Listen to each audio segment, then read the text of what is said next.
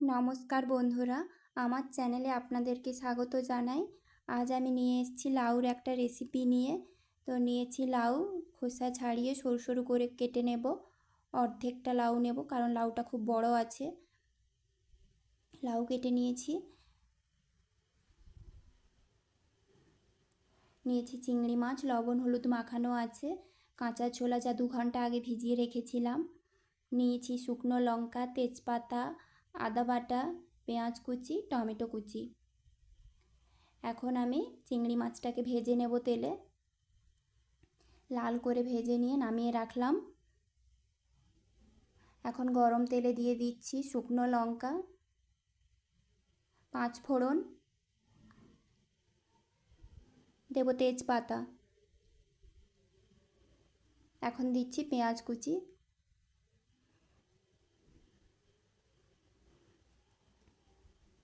পেঁয়াজ কুচিতে সামান্য লবণ দিলাম যাতে পেঁয়াজটা তাড়াতাড়ি নরম হয়ে যায়।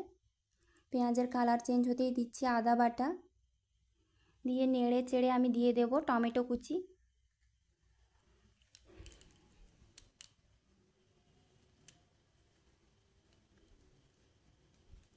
এখন দিচ্ছি কাঁচা ছোলা,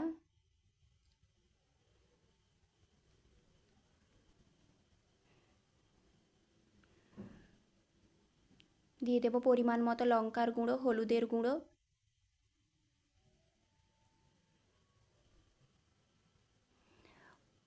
লঙ্কা গুঁড়ো হলুদ গুঁড়ো যাতে না পুড়ে যায় এজন্য আমি দিচ্ছি সামান্য জল। মশলাটা ভালো করে কষিয়ে নেব।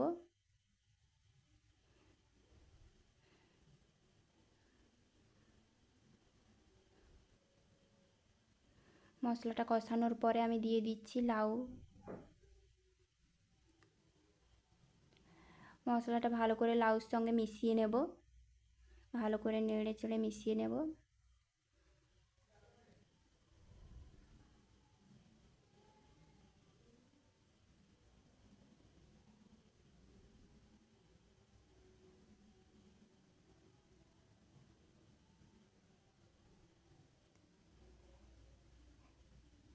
এবার দিয়ে দিচ্ছি পরিমাণ মতো লবণ। ভালো করে মিশিয়ে নেব। নেড়ে চেড়ে মিশিয়ে নেওয়ার পরে ঢাকা দিয়ে রাখলাম। আর এই তরকারিতে কিন্তু আমি আর জল দেব না। এই লাউ থেকে প্রচুর পরিমাণে জল বের হয়, ওই জলেই লাউ সেদ্ধ হয়ে যাবে। দেখুন বন্ধুরা, আমি কিন্তু একেবারেই জল দিইনি, কতটা জল বেরিয়েছে। দিয়ে দিচ্ছি চিনি।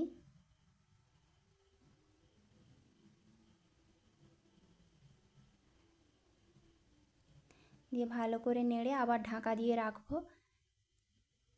কিছুক্ষণ পরে ঢাকা খুলে আবার নাড়ব। এইভাবে জলটা প্রায় শেষ হয়ে এলে দেখুন বন্ধুরা, জলটা কমে গেছে, প্রায় অনেকটাই কমে গেছে।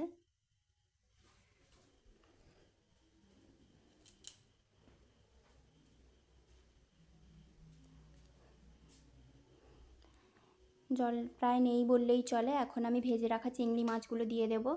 দিয়ে যেটুকু পরিমাণ জল আছে ওইটা আমি মেরে নেব। দিয়ে দিচ্ছি জিরে গুঁড়ো।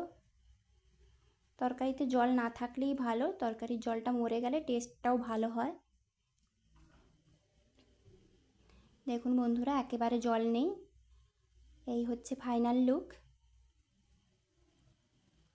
এটা গরম ভাতে কিংবা রুটিতে খাওয়া যায়। বন্ধুরা, ভিডিওটি ভালো লাগলে লাইক কমেন্ট করে দিও। আর এরকম ভিডিও পেতে চ্যানেলটা অবশ্যই সাবস্ক্রাইব করবেন। ভিডিওটি দেখার জন্য ধন্যবাদ।